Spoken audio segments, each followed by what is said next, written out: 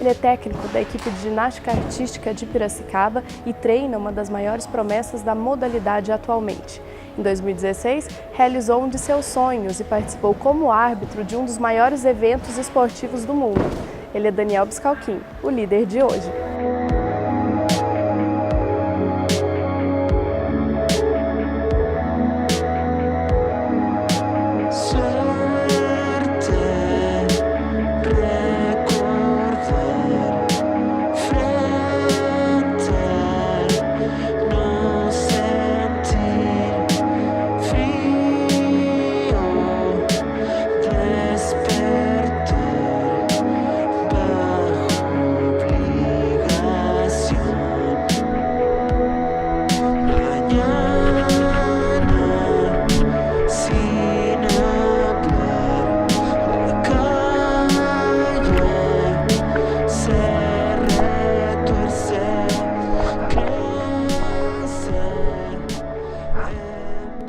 Olá, seja bem-vindo a mais uma edição do programa O Líder. Como de costume, aqui ao meu lado o jornalista Leonardo Muniz, do Líder Esportes. E hoje nós vamos conversar com o Daniel Biscalquim, que é técnico da equipe de ginástica artística aqui de Piracicaba. Daniel, muito obrigada por estar aqui conosco hoje. E vamos falar de uma experiência recente sua, né? Você esteve aí no maior evento esportivo do mundo, como árbitro na Olimpíada 2016. Então, para a gente iniciar nosso bate-papo, eu gostaria que você contasse um pouquinho como foi essa experiência e o que você desenvolveu, quais os trabalhos que você desenvolveu na arbitragem de lá. Porque a gente estava conversando, né? Queria até que você explicasse para o pessoal como funciona a arbitragem da ginástica. Primeiro, boa tarde. Gostaria de agradecer vocês pela presença, pela oportunidade de estar divulgando um pouco mais a ginástica na cidade, enfim. Essa experiência da Olimpíadas acho que não só para mim, como o pessoal que vive o meio esportivo, acho que é o maior de todas. É um evento que a gente sempre sonhou, eu, como eu conversei com o Léo um tempo atrás, o meu sonho no começo com a ginástica era como atleta chegar nas Olimpíadas, depois, claro que é muito difícil de chegar ao nível de Olimpíada, mesmo porque a estrutura que eu tive na época, que existe hoje em dia, para chegar é muito difícil o caminho. Aí comecei a iniciar a carreira como árbitro, antes de ser treinador, na verdade. Eu até comecei a arbitragem minha devido à dificuldade que eu tinha em relação à minha própria competição, as próprias séries que eu montava. Eu não sabia de repente como funciona a regra em si. Eu busquei a arbitragem para aprender a montar minha própria sequência nos aparelhos, para daí estar tendo um melhor resultado na competição, enfim. E aí eu tomei gosto pela arbitragem de um jeito que, sei lá, uma coisa que tomou conta de mim, gosto muito, até hoje eu gosto muito, não faço, claro, nada por dinheiro por isso, mesmo porque não ganha bem assim para falar que vai viver de arbitragem igual futebol e tal. Então é uma coisa que eu gosto muito. E aí quando teve a chance de ter Olimpíadas no Rio, o sonho foi aumentando, porque a gente sabia que é difícil.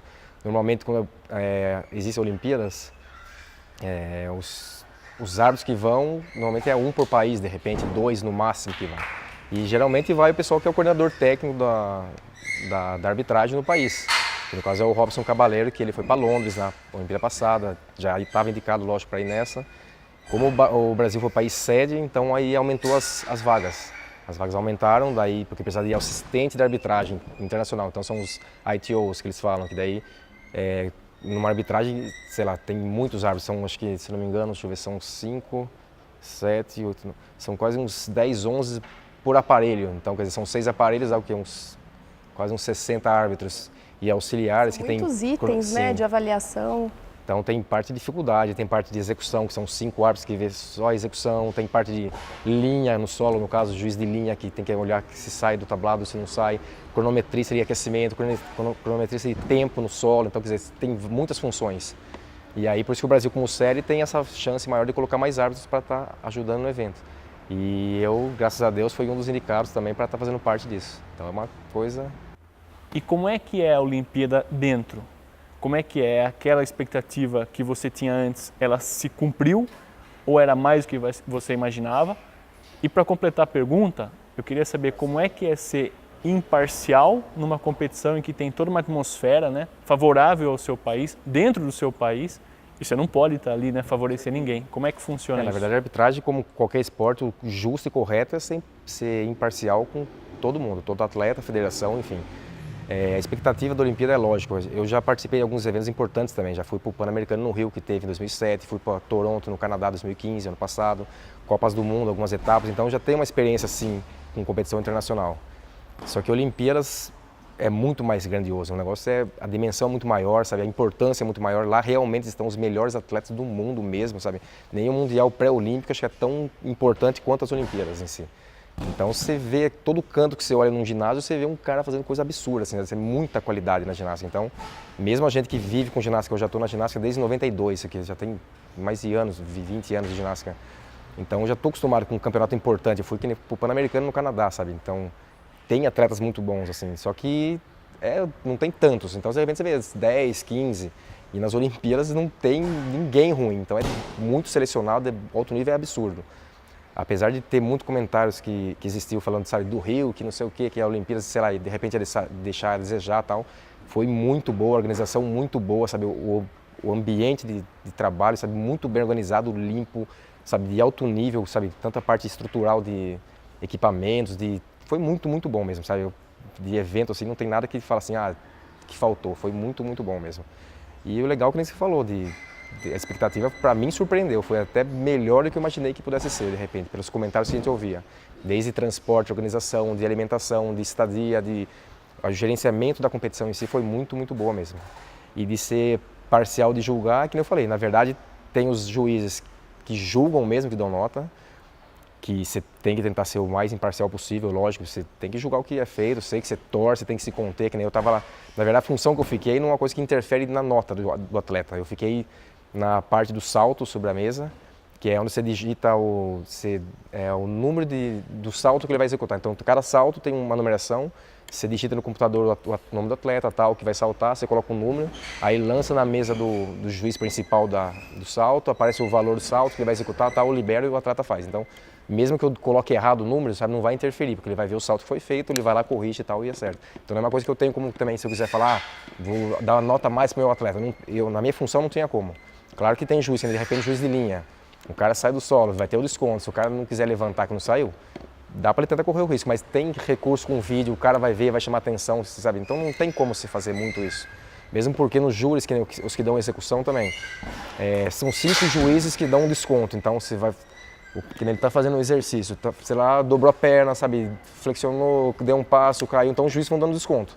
Então se sai de 10 pontos de execução, eu descontei 1,70, vai ser 8,30. Aí 5 juízes fazem só isso.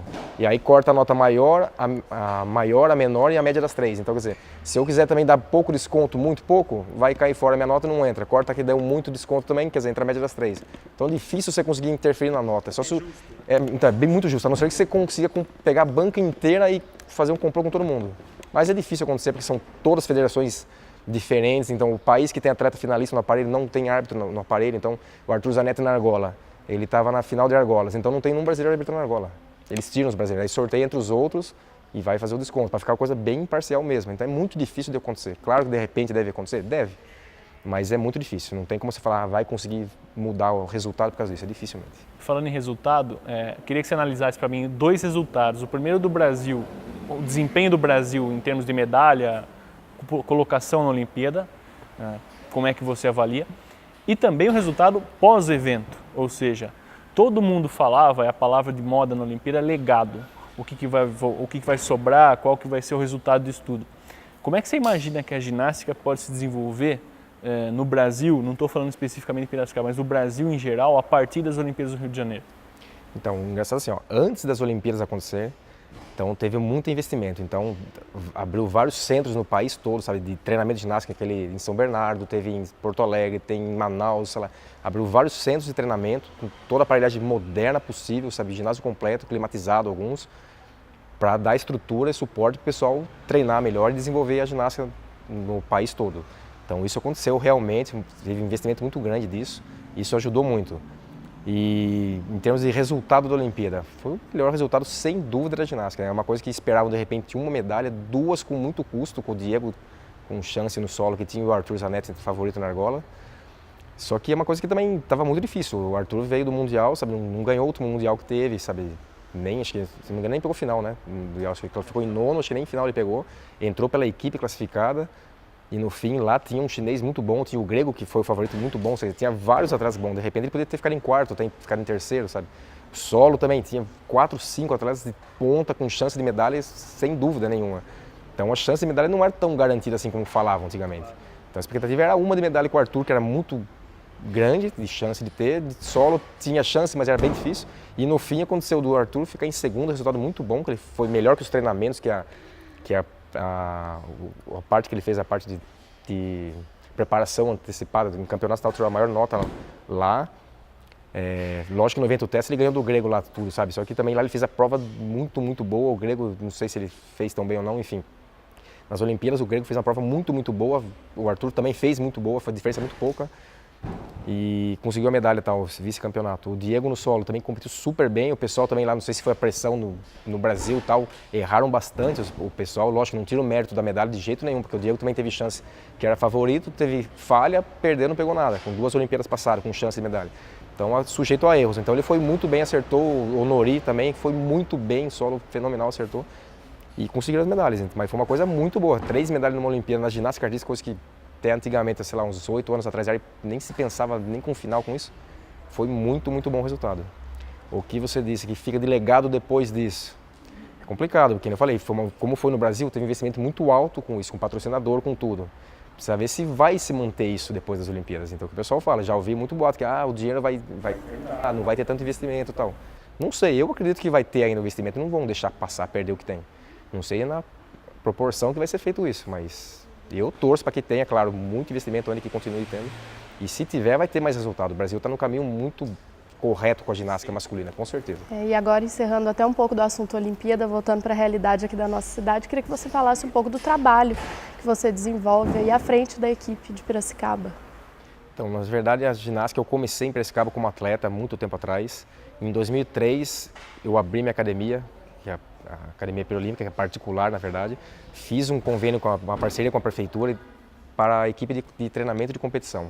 Eu era atleta na época, então eu sabia que um dia eu ia parar de treinar pela cidade e tal, competir, e precisava de alguém continuar esse trabalho e vir representando a cidade.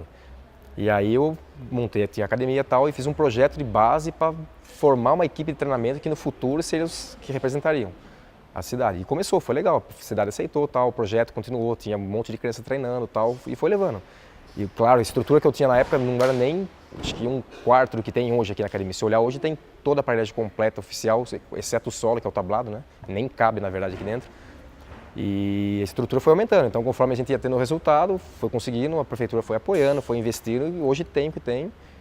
E tem muita coisa hoje, então o investimento ainda acontece, existe esse projeto ainda, a gente está buscando. O que falta hoje em dia, que mudou muito daquela época, é a quantidade de pessoas interessadas, crianças interessadas. Então, não sei se foi essa tecnologia, o excesso de informação, de facilidade, que o pessoal diminuiu um pouco o interesse pelo esporte. Então, sei lá, de repente o moleque tem um telefone que fica lá o dia inteiro no celular, no iPad e tal, é mais interessante e cansa menos que vir treinar todo dia e tomar xingo, tomar bronca toda hora, sabe? E a ginástica é um dos esportes mais completos, né? Exige bastante. Então, o Diogo é ele treina já desde os 4 anos de idade, está com 14, já faz 10 anos que ele treina. Quer dizer, todo dia, 4 horas todo dia, cobrança em cima de cobrança, que nem só esse ano ele participou de 7 competições.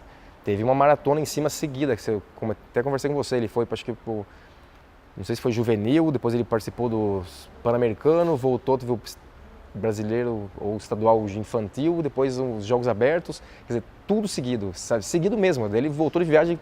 3 vezes, né? Ele foi muita competição seguida, mas 4 dele foi seguida, ele não voltou nem para Piracicaba direito, ele foi as 4 seguidas. Então é complicado você manter o atleta motivado, manter treinando, sabe? As regras mudam de uma para outra, quando ele for para a competição, que muda a regra. Ele foi para o infantil em uma, juvenil em outra, sabe? O juvenil do Brasil é diferente do juvenil que foi lá para o Pan-Americano, então tem umas coisinhas que mudam. Então você tem que estar com o atleta motivado, montado, não pode fazer cansar demais, não pode fazer relaxar demais, então é muito difícil você planejar isso. Mas graças a Deus o Diogo esse ano teve um excelente resultado, participou todas muito bem. Então não tem nem que questionar, foi muito bem, ainda bem que não tem nenhuma lesão, dificilmente ele tem lesão, machucado. Eu vejo muito atleta, sabe, que treina às vezes muito mais do que ele, não sei se de repente é isso que pode prejudicar também. Então lesionado, machucado, sempre com dor, sabe, então ele ainda está tranquilo. Você falou do Diogo, né, o Diogo Soares Brajão tem 14 anos, há 10 aqui com você. Ele é um nome que é apontado tanto para o pessoal da ginástica, como até pelo pessoal que mexe com esporte, como um possível candidato aí a atleta olímpico e medalhista olímpico do Brasil, né? Nesses 10 anos, você participou só não da formação dele como atleta, mas também como cidadão, né? Não dá nem para dizer como adulto, porque ele não é ainda, mas como humano mesmo. Exato. Como é que é esse caminho? Que imagino que além da dificuldade do esporte de ensinar, tem a questão da formação, que não é fácil um menino de 14 anos não querer desistir, né? Até porque, vamos dizer assim, as tentações, se puder dizer assim, para fugir de uma vida disciplinar que existe de atleta, devem ser muito grandes, né? Como é que é esse caminho dele e qual a projeção que se faz com ele? Que tipo de contato você tem com ele para mantê-lo nesse topo de performance, vamos dizer assim? Na verdade, não tem também essa fórmula mágica, é difícil de resolver isso. Eu também tenho vários problemas com isso. Direto converso com ele, com o pai dele, sabe, desabafo às vezes com a Vanessa que me ajuda, tal, sabe? Então a gente tenta lidar com isso, que é difícil para mim também. Então, eu também não tenho alguém de suporte para dividir, sabe? Quando você está frustrado com o cara, desanimado com ele, porque ele também desanimando, me desanima. Porque você faz uma expectativa, você cria uma expectativa muito grande em cima do que ele tem. Eu sei o potencial que ele tem desde quando eu tinha assistido aquela reportagem que você disse que assistiu lá. Em 2012. 2012, na Sport TV lá. Então, desde quando eu tinha 4 anos que eu já via, eu sabia o caminho que dava para ele chegar. Só que não depende só de mim, que eu falei, depende do pai trazer, a disciplina dele, querer estar motivado, treinar, a estrutura, a cidade apoiar, continuar apoiando para que tenha ginástica, enfim, que consiga levar tudo isso. Então, e às vezes, se a expectativa minha foi maior que a dele, também não dá certo, porque eu não posso também querer mais que ele. É difícil, às vezes você quer muito que ele treine muito, tal, ele está desanimado, está cansado, sabe, não dormiu bem, sabe, e você quer que treine, aí o cara não quer, então você desanima também. Então é complicado se ele levar tudo isso. E o Diogo, que nem você disse, sem dúvida é um potencial muito grande. O pessoal sabe disso, o Marcos Goto, que é o treinador do Arthur Zanetti, já veio conversar comigo, sabe que é um sério candidato a estar nas Olimpíadas 2018, juvenil, sabe? Então tem tudo isso, tem tudo encaminhado para que chegue. Precisa ver, como você disse, se manter motivado, tem que ter estrutura física, estrutura financeira, porque né, a gente participa de competições seguidas agora, tem um custo muito grande com isso, então não é uma coisa... Claro, essa que a gente foi para o Sul-Americano, a Confederação Brasileira bancou tudo, viagem, estadia, tudo, mas tem campeonato, que nem campeonato brasileiro, estadual, então a gente tem que custear, então a secretaria ajuda com uma parte, com o que pode, eu ajudo com parte com o que pode, então tem um custo muito alto com isso. Então não é uma coisa que depende só de, vamos treinar assim, não é, depende de toda essa parte financeira, então, e é complicado. E a parte de quem você disse, de educador em si com o Diogo, é difícil depois saber separar isso em relação ao treino. Às vezes você dá uma bronca no cara por coisa que ele fez fora treino, fora ginásio, e não pode deixar levar isso pro treino, porque senão ele fica com bronca de você falou, você tratou mal seu pai, sua mãe, enfim, ou algum amigo, e se cria aquele clima ruim entre vocês dois. E se ele transfere para o treino, não vai treinar direito, porque vai estar com raiva de você e tal, sabe? Então, é difícil isso. Eu, lógico, consigo manter melhor, separar bem isso, mas para ele é mais difícil. Então, a gente conversa muito sobre isso, ó. Não pode confundir as coisas. Amizade é amizade, treino é treino, sabe? Então, tem que saber separar bem isso. Mas é difícil. Manter motivado, manter treinando, sabe? Mas, ao mesmo tempo, é legal, gostoso, como você falou. Ele viu o mar a primeira vez comigo, nunca tinha visto o mar. E a irmã dele também. Então, sabe, foi para Aracaju, conheceu a praia, ou na casa em Mongaguá que tem lá, sabe? Em competição também.